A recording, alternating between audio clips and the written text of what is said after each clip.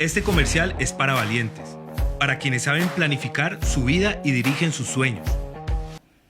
Muy buenas noches para todas las personas que a esta hora se conectan con nosotros a través de este Facebook Live de la Unidad Virtual y Académica y a Distancia de la Fundación Universitaria de Tepoztlán, UNIVIT. Los saludamos a todos, les damos una cordial bienvenida y les recordamos que este espacio ya lo tendremos habitual cada 8 días por este mismo medio, por este mismo canal, así que nos encontraremos un ratico para que hablemos, para que conversemos, para que sea más amena esta cuarentena y para que nos enteremos de cosas súper importantes como por ejemplo el cine. Hoy estaremos hablando sobre el cine, sobre la violencia, sobre cómo podemos representar, hacer una representación del cine y de muchas otras cosas que estaremos tocando en este espacio que nos está proporcionando Univida. Pues bueno, les cuento, chicos y chicas, que hoy tenemos a un historiador de la Universidad del Cauca, con experiencia en realización audiovisual e investigación sobre el cine y la violencia en Colombia. Te saludamos muy gratamente, te damos la bienvenida a los estudios de Univida y con ustedes Giacomo Piazzini. Bienvenido a nuestros estudios. Vale, muchas gracias Victoria, a todas las personas que nos están viendo en este momento y agradezco la invitación de Univida para estar aquí a conversar un poquito sobre la temática que tú has mencionado. Bueno, Giacomo, cuéntanos quién eres tú, cuéntales a nuestros espectadores qué haces, a qué te dedicas, cuéntanos un poquito de tu vida. Bueno, yo soy historiador de la Universidad del Cauca, me he venido desempeñando un poco en la realización audiovisual, en la investigación sobre la cinematografía de la violencia en Colombia. He sido miembro fundador del colectivo audiovisual Langosta Azul del Departamento de Historia de la Universidad del Cauca. Fui algunos años codirector del Cineclub Historia e Imagen del Departamento de Historia también de la Universidad del Cauca y me considero una persona apasionada por la imagen en movimiento, no necesariamente colombiana, sino de toda la cinematografía mundial que pues, desde muy pequeño tuve acercamiento con ella. Me imagino que toda esta experiencia te ha dado también elementos para decidir un poco en el tema sobre la violencia como representación en el cine. ¿Por qué elegir la violencia como este tema central que pues queda como destacado un poco el transcurrir de tu carrera?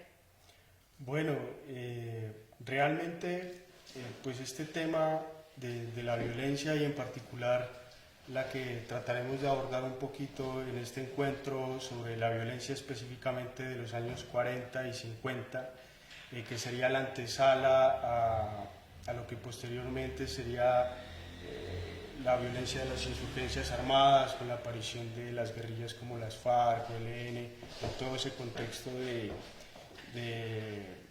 la Guerra Fría, la Revolución Cubana, que digamos tienen unos matices distintos respecto a esa violencia de los años 40 y 50. Y es un tema que ha atravesado la historia de nuestro país prácticamente desde sus inicios en la República, ¿no es cierto? Y digamos que en particular esta cinematografía que es muy amplia, tiene una tradición ininterrumpida, encontramos más de 36 películas que de alguna u otra manera nos acercan a este periodo que sin lugar a dudas ha sido uno de los más complejos, sanguinarios y que ha dejado como consecuencia un saldo de más de 190.000 muertos y digamos que es un tema que hoy en día repercute mucho en nuestro diario vivir. O sea, la violencia no es únicamente la de este periodo, sino que va a haber muchas otras violencias dispersas en distintos periodos históricos, ¿no? ¿Qué hace o qué hizo en tu vida que te acercaras y llegaras a este tema de la violencia que en Colombia es como tan fuerte y que ha permeado y ha permanecido durante tantos años? ¿Cómo llegas tú a ese tema? Bueno, esto inicia sobre todo, bueno, mi decisión de estudiar historia aquí en la Universidad del Cauca, en Popayán, está muy vinculado a lo que son los medios audiovisuales, o sea, dentro del currículo del programa de historia de la universidad, varios cursos están ligando siempre la disciplina histórica con la relación con la imagen. Eso fue lo que me llamó mucho la atención a la hora de decidir estudiar historia y en particular en esta ciudad. Y entonces siempre en los cursos, recuerdo de historia del siglo XX,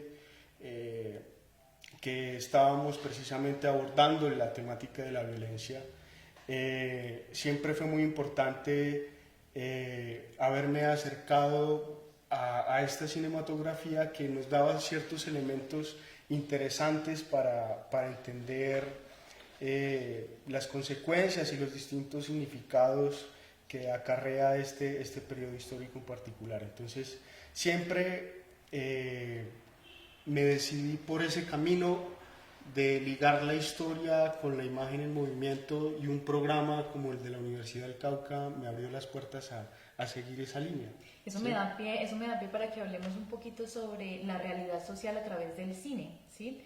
Cómo durante, digamos que el transcurrir del tiempo nos hemos dado cuenta que el cine se ha vuelto una herramienta fundamental para poder transmitir y para poder evidenciar la realidad social, y deja de ser ficticio ya y se vuelve más real, ¿no? Entonces, creo que el cine es una herramienta fundamental ahora, y creo que te dio a través de la materia que tú dices, historia del siglo XX, pues como una vía, una línea, y que hoy por hoy pues la realización audiovisual o realizar pues estos productos hacen que además de ser un realizador pues seas también como un expositor de la realidad social que tenemos en Colombia.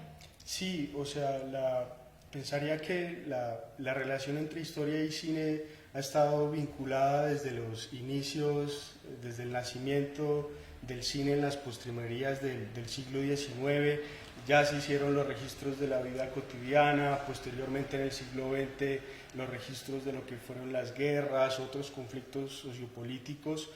Ya existían registros, pero ya lo que respecta al análisis académico y de tomar el cine como fuente en la disciplina histórica, ya eso sucede desde la mitad del siglo XX hacia acá, que nos permite hacer la lectura de una manera distinta, si se quiere, de lo que nos proporcionan otras fuentes que son las escritas, que en el historiador tradicional las ha tomado como un punto de partida para sus análisis, ¿sí? Y eso hoy en día goza una fuerza muy importante recientemente en el país. Los estudios que vinculan el cine como una fuente para dar cuenta de un periodo histórico, de una temática en específico, en este caso como la violencia, que como mencionaba al principio, tiene un corpus de películas, si bien es cierto, no es significativamente en cuanto a volumen el más amplio, pero sí ha hecho un tratamiento bien interesante sobre la temática, ¿sí? Y pensar que las narrativas sobre la violencia ya las podemos encontrar desde finales de los años 40 e inicios de los 50. En la literatura, por ejemplo, aparece textos como Viento Seco de Daniel Caicedo en 1953, que nos expone o narra de manera muy cruda la masacre de Ceilán en el Valle por parte de unos agentes del conservatismo como los chulavitas, o textos autobiográficos como Las guerrillas del llano de Franco Izaza, que nos relata las vivencias desde el interior de las filas de estas guerrillas. Asimismo, ya luego textos académicos que inauguran lo que sería la historiografía sobre la violencia, que los escribe Monseñor Germán Guzmán Campos, Orlando Falsborda, ¿no es cierto? Y ya en cuanto a las distintas si vamos al cine, en las distintas modalidades discursivas, tanto de cine ficcional como documental, en las escalas de cortometraje, largometraje, encontramos entre 1959 y 2016, por ejemplo, más de 36 títulos. Y me parece interesante, por ejemplo, irnos a los antecedentes, ¿sí?, de esa cinematografía. Y eso obligaría a situarnos, por ejemplo, en el año de 1915, cuando el cine en el país estaba apenas haciendo sus primeros pasos, sus primeros pininos, y se nutría de los aportes de pioneros como los hermanos italianos Francesco y Vincenzo Di Domenico, que realizan lo que sería el primer trabajo cinematográfico que llevaría a la pantalla unos hechos marcados por violencia. Y exactamente estamos hablando de el documental El drama del 15 de octubre, que es alusivo sobre el asesinato de una figura política muy importante del liberalismo, que fue el general Rafael Uribe Uribe, ¿sí? En esta película, que lastimosamente está desaparecida, se conservan unos pocos fotogramas en los que se muestra una mujer ondeando la bandera de Colombia en el mausoleo de Uribe, pero lo que pasa es que, y es un hecho, un hito, que se hayan mostrado a los actores materiales de este asesinato, que son Gibildo Galarza y Jesús Carvajal. Este hecho de que los mismos asesinos hayan aparecido en pantalla marcó una conmoción tremenda en el público. La misma familia denunció a que no se presente esta película, y eso nos habla de que muchas veces no queremos que se vean representados matices de nuestra realidad. Esta película fue censurada. Entonces, esto nos habla de que tradicionalmente también nuestro cine de alguna manera ha estado ligado a la violencia, ¿sí?, a retratar de alguna manera la violencia. Si bien esta contextualización que nos hace es muy importante, porque además de hablar teóricamente y cinematográficamente de la realidad colombiana, me surge una pregunta, y es: ¿por qué es importante fortalecer la cultura cinematográfica? Teniendo en cuenta que ahora las nuevas generaciones, por ejemplo, se acercan o piensan el cine como los celulares, como el Instagram, como las películas cortas, o se relacionan o se sienten más identificados como el cine tipo Hollywood, por ejemplo, cuando creo que hay diferencias bastante amplias, bastante grandes. Entonces, pues desde tu perspectiva me gustaría que nos cuentes a todos los que estamos ahorita interesados por este tema, por qué es importante fortalecer esta cultura cinematográfica. Bueno, me gustaría responderte tomando también el tema que es importante, digamos, conocer nuestra cinematografía nacional, ¿sí? Muchas veces en el imaginario colectivo está dado que nuestra cinematografía ha estado ligada a la violencia, al narcotráfico. Cuando nos vamos a las estadísticas, si se quiere, encontramos que ese corpus de películas ni siquiera llegan a un 20% de lo que en toda nuestra cinematografía está dado, ¿sí? En ese sentido, es pertinente mirar lo que pasa desde el 2003 para acá, 2004 para acá, cuando aparece la ley de cine 814, que empieza a incentivar, ¿sí?, y a financiar las películas. Se crea el Fondo de Desarrollo Cinematográfico, y es desde ahí que se empiezan a descentralizar un poco la realización de cine en el país, y van a tener mucho más cabidas los relatos regionales, van a aparecer historias que se han escarbado 3 metros bajo tierra y que salen a la luz y que nos hablan de un dinamismo y de una cinematografía, si se quiere, más rica, más sólida, con diferentes personas que se cultivaron y se formaron en otros países para realizar cine, que antes no ocurría, ¿no es cierto? La formación muchas veces era de personas que vivían de los cineclubes, de la formación, si se quiere, que tuvieron en espacios universitarios, y la carrera de cine va a aparecer mucho más tarde. Por ejemplo, la Universidad Nacional, la Escuela de Comunicación Social en la Universidad del Valle va a dar cabida a que salgan bastantes realizadores. No sé si respondí tu pregunta. Sí, pero entonces te voy a hacer otra pregunta para que nos quede un poco más claro. ¿Cómo hacemos o cómo incentivar a los jóvenes para que no pierdan la memoria? Porque nosotros de pronto, pues actualmente es muy cliché decirlo, pero el que no conoce su historia está condenado a repetirla, ¿no? Y muchas generaciones ya no se acuerdan de lo que pasó, por ejemplo, con el Bogotazo o con todos estos hechos de violencia que ha pasado el país, o no solamente de violencia, sino hechos históricos muy importantes que desconocemos, ¿sí? O que se desconocen. Entonces, ¿cómo fortalecer o cómo desde el cine incentivar a las nuevas generaciones para que fortalezcan la memoria? Bueno, pues muchas veces en el círculo de amigos o profesores o cercanos siempre hablamos de que vivimos en una amnesia total, ¿no?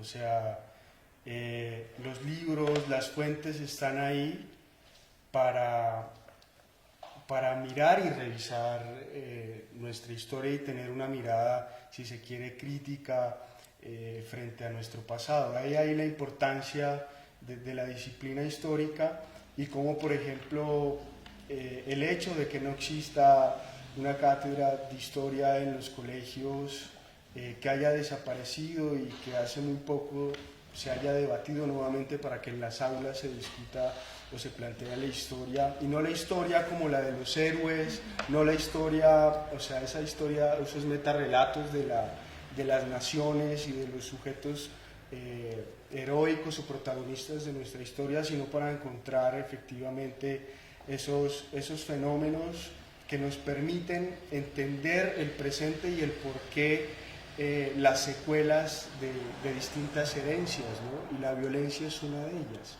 Y el cine, en este caso, por ejemplo, ha construido una serie de imaginarios cinematográficos muy interesantes que alimentan la reconstrucción de esa época. Por ejemplo, ya para de pronto entrar un poco en materia con las películas, ya con películas, títulos fundacionales como Esta fue mi vereda, de Gonzalo Canal Ramírez, de 1959, o El río de las tumbas, de Julio Luzardo, de 1964, van a inaugurar algunos tropos que van a ser frecuentes para su representación. Por ejemplo, elementos como los cadáveres en los ríos, las casas en llamas, la vocación de un pasado nostálgico o de la ruina, van a ser elementos que inician esa tradición, ¿sí? Posteriormente, ya en décadas posteriores, vamos a encontrar que esas visiones un poco eufemísticas o ahistóricas que nos proponen estos primeros manifiestos, en donde no hay unos actores específicos de la violencia, en donde no hay, o sea, no hay tampoco unas causalidades de esa violencia, la presentan per se, o sea, como la violencia irrumpió de alguna manera un territorio, y eso ocurre en Esta fue mi vereda, por ejemplo. Es un lugar con una tradición judío-cristiana en donde sus pobladores de repente se ven arremetidos por una fuerza de unos enmascarados que no reconocemos de dónde vienen y que empiezan a cometer actos de violencia, generan que desplacen a gente y que posteriormente esta gente salga desplazada, ¿sí? Entonces esas miradas, que si bien es cierto no hablan de manera categórica sobre actores específicos de la violencia, sí nos dan ciertos elementos que en décadas posteriores, ¿sí?, vamos a ver que esos elementos se van a refocalizar o se van a presentar de una manera más directa.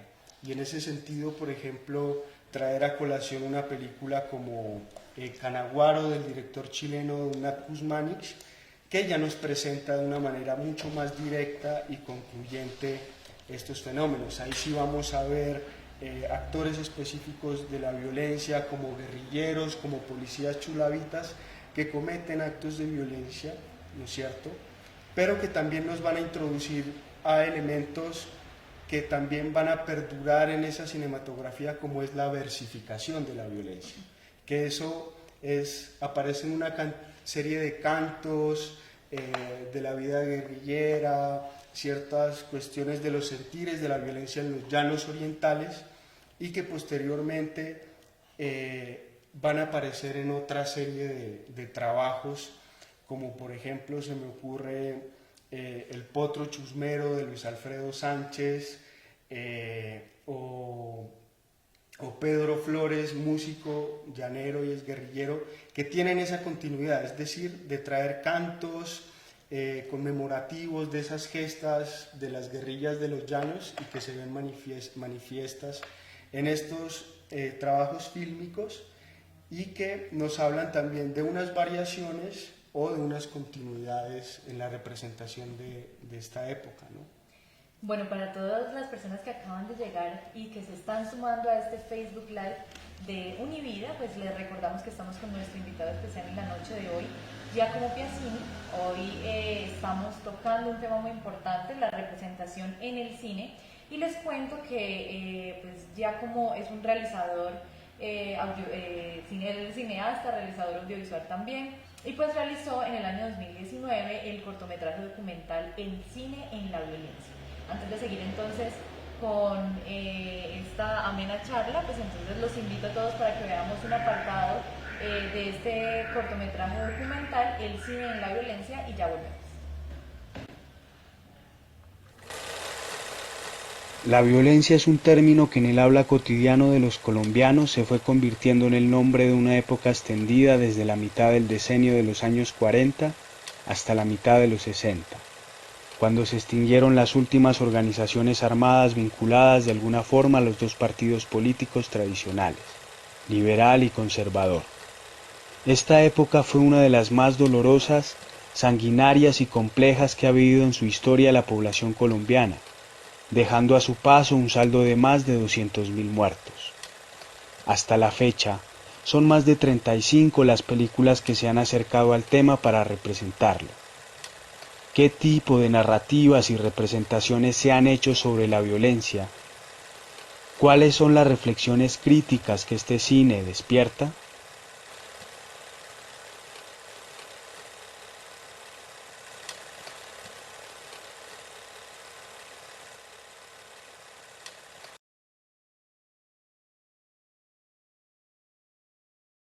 A nuestro invitado especial los invitamos a que en la cajita de comentarios nos hagan sus respectivas preguntas y yo se las hago muy amablemente a Giacomo.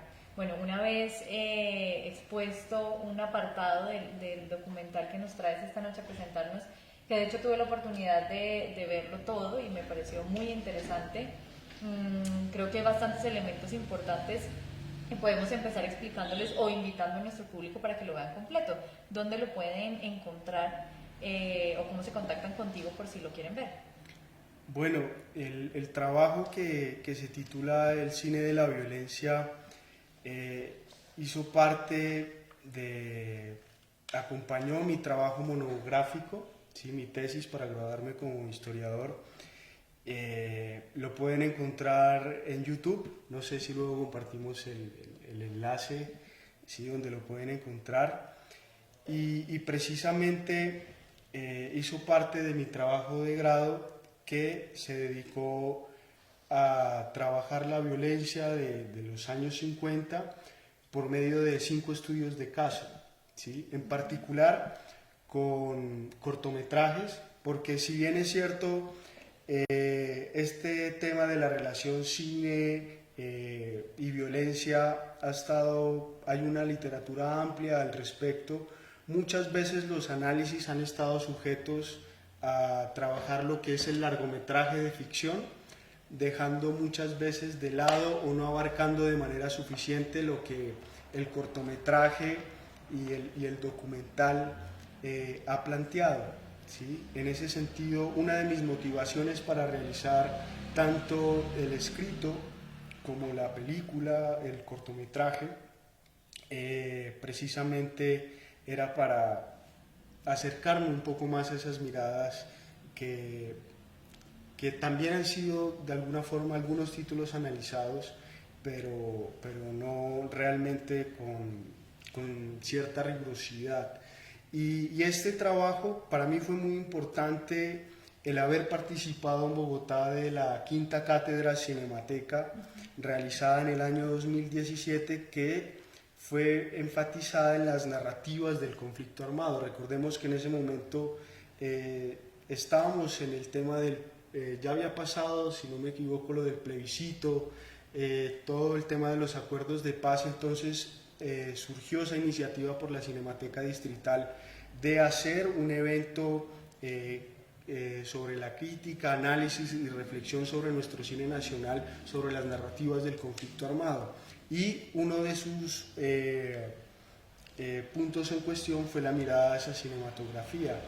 De esa experiencia tan enriquecedora fue que, por un lado, logró que esa investigación que estaba haciendo desde el año 2015 para la realización de mi trabajo de grado haya reforzado, encontrado nuevas fuentes, nuevas películas y sobre todo lecturas de esas personas que han estudiado esa cinematografía. Por ejemplo, críticos del cine nacional como Pedro Adrián Zuluaga, Augusto Bernal, los historiadores Yamit Galindo, Luisa Ordóñez, el animador Ricardo Arce, y mis compañeros y compañeras de la cátedra fueron muy importantes para tener una mirada más crítica, si se quiere, a esa cinematografía, pero sobre todo para enriquecer esa parte creativa y finalización de ese corto documental que también llevó alrededor de 5 años realizarlo.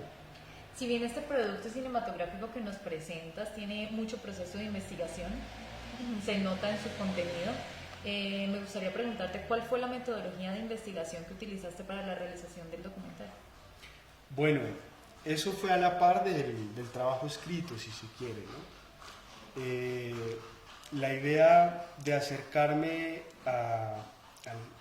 al cine primero fue obviamente una lectura juiciosa de la historiografía al respecto, que es muy amplia, sobre la violencia, y posteriormente acercarme a esta cinematografía, que muchos de esos títulos fueron consultados en la Fundación Patrimonio Fílmico Colombiano y en la BECMA, que es la Biblioteca Especializada de Cine y Medios Audiovisuales de la Cinemateca Distrital. Y ya por un lado está la visualización y luego hacer un entramado, es una mirada interdisciplinar, ¿sí? Que no es el cine por el cine, sino hacer una interrelación de lo que, por ejemplo, uno de los que de manera sistemática empezó a plantear la relación de historia y cine, que es el francés Marc Ferro, de que por lo menos nos plantea dos elementos fundamentales, que es la lectura fílmica de la historia y la lectura histórica de la película. ¿Eso a qué lleva? A que, por ejemplo, lo primero nos lleva a analizar el filme desde su producción, ¿no es cierto?, desde la coyuntura política, etcétera, y ya posteriormente analizar la película en su contenido específico. Obviamente teniendo en cuenta los elementos narrativos y argumentativos, que de alguna manera uno pueda desglosar todas esas puestas en escena y esos discursos o esas interpretaciones que están haciendo los cineastas y las cineastas sobre ese periodo en particular, ¿no es cierto? Y eso me llevó a encontrar con elementos muy interesantes. Por ejemplo, muchas veces los actores que cometen actos de violencia en estas películas, sea guerrilleros, liberales, o sea, por ejemplo, por dar ese ejemplo, siempre ha habido como una mirada estereotipada de estos personajes, o sea, sus motivaciones están ligadas al fenómeno de la venganza, que es algo muy recurrente en nuestra historia, ¿no es cierto? Y ese tópico de la venganza, es decir, esos hijos de la violencia que llamaría, por ejemplo, Gonzalo Sánchez y Donny Mertens en un texto como Bandoleros, Gamonales y Campesinos. Son esas personas que presenciaron masacres, que presenciaron el incendio de sus casas y que posteriormente, al vivir esa experiencia, pasan de ser víctimas a victimarios, ¿cierto? Y eso es muy recurrente encontrarlos en películas como En la tormenta de Fernando Vallejo en 1979, Canaguaro de Donat Kuzmanich, la película La Sargento Matacho de Julián González en el año 2015, pero entonces, obviamente con sus matices, pero sería interesante ver, bueno, qué personajes no están teniendo esa construcción. Ya hay, por ejemplo, casos como La mejor de mis navajas, que es un mediometraje de 1986 dirigido por Carlos West, que se titula La mejor de mis navajas y está basado en el cuento del escritor y crítico literario Hernando Teides, ¿sí? Y que nos muestra cómo desde el sillón de una barbería, un barbero espera a un verdugo, ¿sí? A un militar que se va a afeitar, y que él, al ser se considera una persona, en el cuento, ¿no? Un barbero revolucionario, pero que no va a ser asesino, ¿cierto? Entonces, él tiene muchas motivaciones para poder asesinarlo. De hecho, él lo piensa, el filme nos lleva a esa psiquis de este barbero que es partidario o simpatizante de un grupo de guerrillas liberales, y él desiste de hacerlo, ¿sí? El asesino y el verdugo está ahí, yo soy un simple barbero. La navaja, en este caso, es para limpiar a un sujeto sucio que precisamente ha mandado asesinar a personas, las muestra en la plaza del pueblo, expuestas, mutilados, ¿sí? Y eso nos habla de algo también muy clave que nos plantea también el cine y también obviamente las fuentes historiográficas, que es esa degradación de la violencia, ¿sí?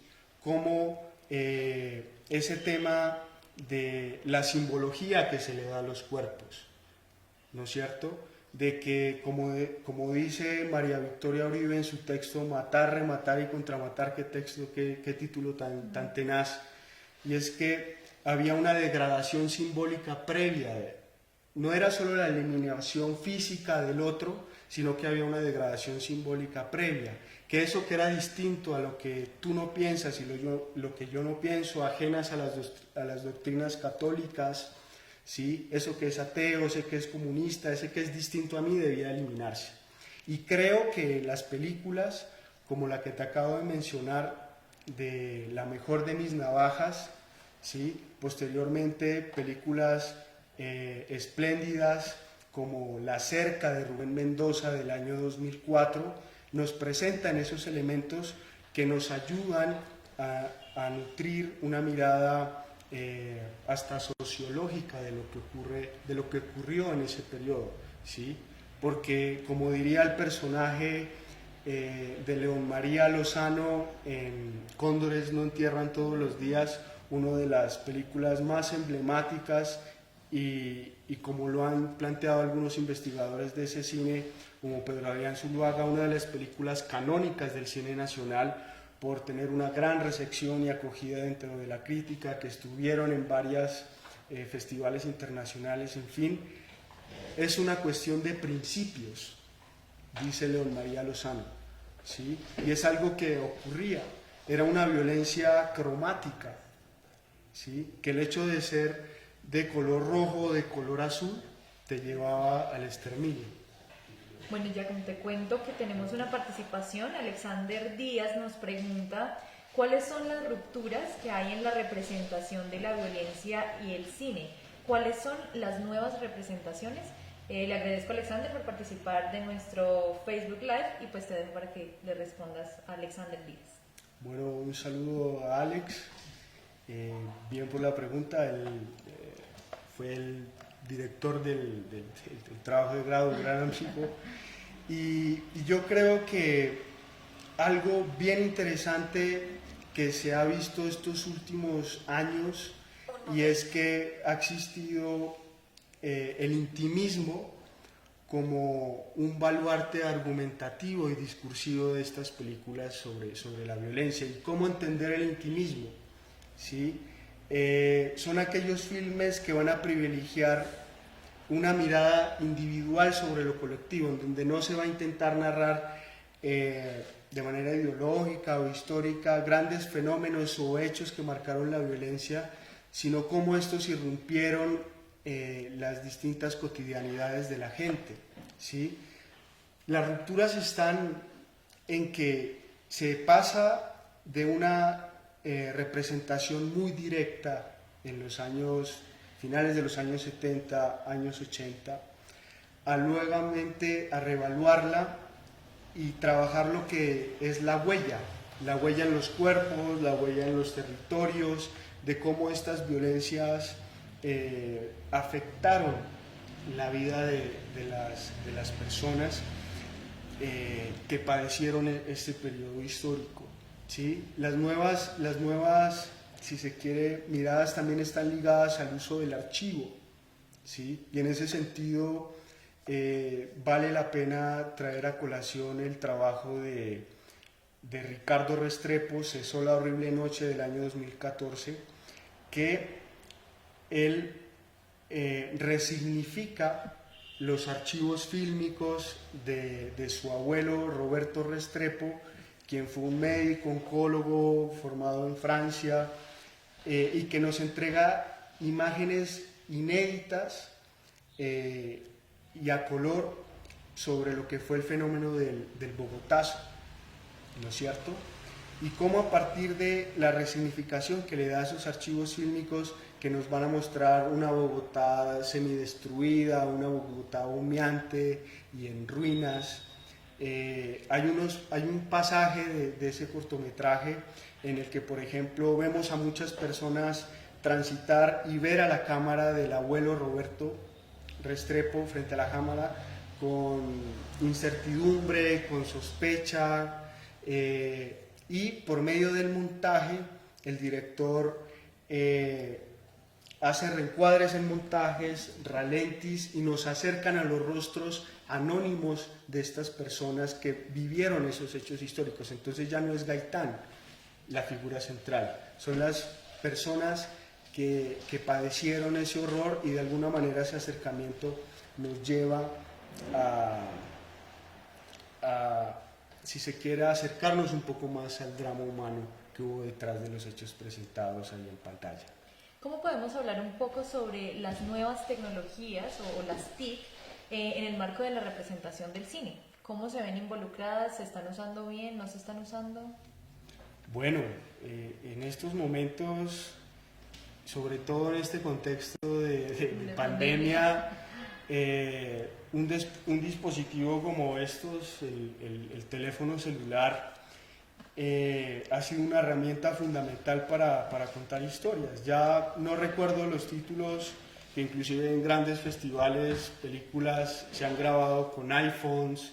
Realmente no se trata del dispositivo, sino la historia que puede tener un realizador en su cabeza y manifestarla desde distintas formas, ¿sí? En este momento abundan los festivales en pandemia en el que buscan esas historias que estén ligadas desde la cotidianidad, desde la casa, y también son herramientas fundamentales para la denuncia históricamente, y hoy más que nunca, hace poco con ese video tan tenaz y tan crudo de los Estados Unidos, de este policía asfixiando a un ciudadano afroamericano y que lo transmitieron.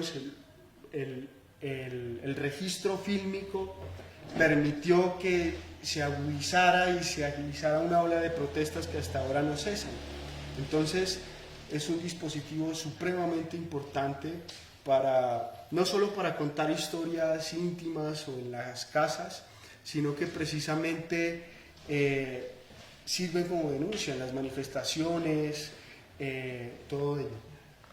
Bueno, Giacomo, muchísimas gracias por habernos acompañado en este ratico que estuviste con nosotros aquí en este Facebook Live de Univida, pero no me puedo despedir antes que nos invites o que les invites a las personas a conocer sobre este tema tan importante, a que no se despeguen del cine, a que pues los invitemos a ver tu documental también y que nos hagas una invitación extensiva para que nos vinculemos a esta herramienta tan bonita que nos uniste en esta noche tan especial como el cine.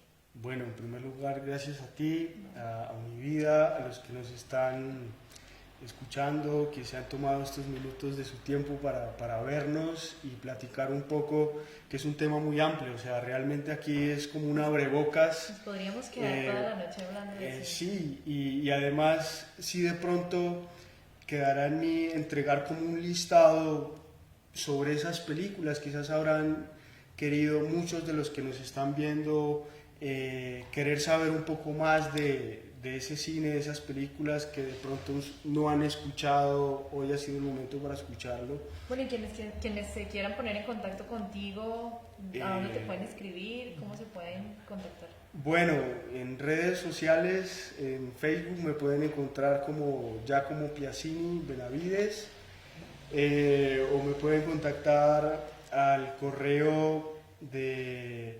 giacomo@unicauca.edu.co. Ahí me pueden escribir las personas interesadas en lo que he venido pues medianamente conversando. El corto está libre, está en YouTube, lo pueden consultar. Pueden poner El cine de la violencia, un documental de Giacomo Piazzini, y de ahí lo pueden encontrar. ¿Sí? Nada, eso. Bueno, muchísimas gracias nuevamente por habernos acompañado y a todos ustedes que también estuvieron en este ratico.